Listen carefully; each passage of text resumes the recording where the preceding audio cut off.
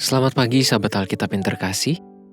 Marilah kita mengawali hari ini dengan melakukan perenungan akan firman Tuhan.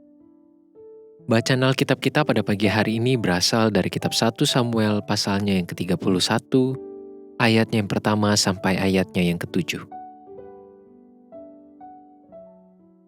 Sementara itu orang Filistin berperang melawan orang Israel. Orang-orang Israel melarikan diri dari hadapan orang Filistin dan banyak yang mati terbunuh di pegunungan Gilboa. Orang Filistin terus mengejar Saul dan anak-anaknya dan menewaskan Yonatan, Abinadab, dan Malkisua, anak-anak Saul. Kemudian makin beratlah pertempuran itu bagi Saul. Para pemadah menjumpainya dan melukainya dengan parah. Lalu berkatalah Saul kepada pembawa senjatanya, "Hunuslah pedangmu dan tikamlah aku, supaya jangan datang orang-orang yang tidak bersunat ini menikam aku dan memperlakukan aku sebagai permainan." Tetapi pembawa senjatanya tidak mau karena ia sangat segan. Kemudian Saul mengambil pedang itu dan menjatuhkan dirinya ke atasnya. Ketika pembawa senjatanya melihat bahwa Saul telah mati, ia pun menjatuhkan dirinya ke atas pedangnya, lalu mati bersama-sama dengan Saul. Jadi Saul, ketiga anaknya dan pembawa senjatanya, dan seluruh tentaranya sama-sama mati pada hari itu.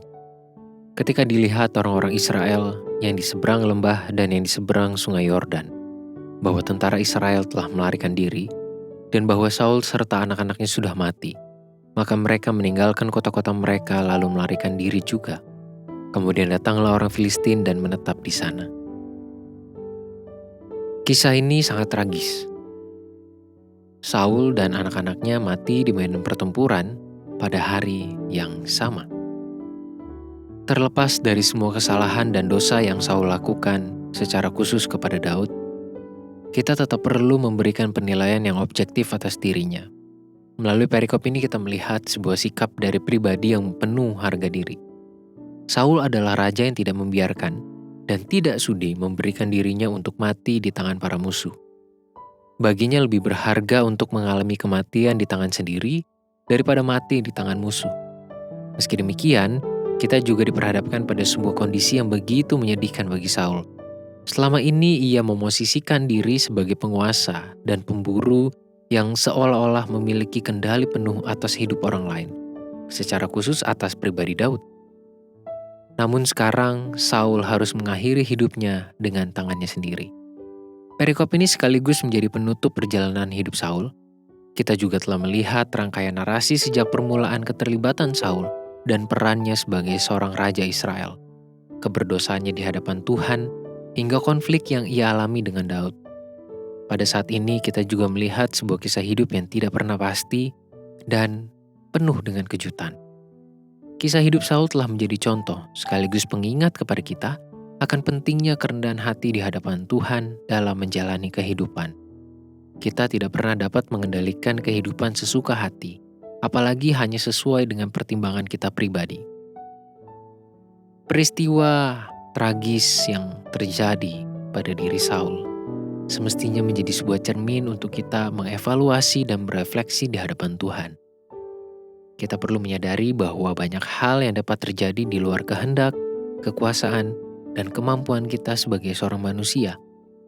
Oleh sebab itu, kerendahan hati dan ketulusan dalam berserah penuh kepada Tuhan adalah elemen mendasar sebagai umat percaya. Melalui sikap-sikap tersebut, berarti kita sedang mempersiapkan diri untuk menghadapi hari esok yang penuh misteri. Marilah kita berdoa. Tuhan, kehidupan kami sangat penuh dengan misteri. Banyak hal yang belum bisa kami pastikan dan belum bisa kami ketahui, secara khusus tentang apa yang akan terjadi di masa-masa mendatang. Di dalam keterbatasan kami itu, biarlah kami selalu menyadari betapa pentingnya kerendahan hati dan bagaimana kami harus selalu berserah penuh kepada Tuhan.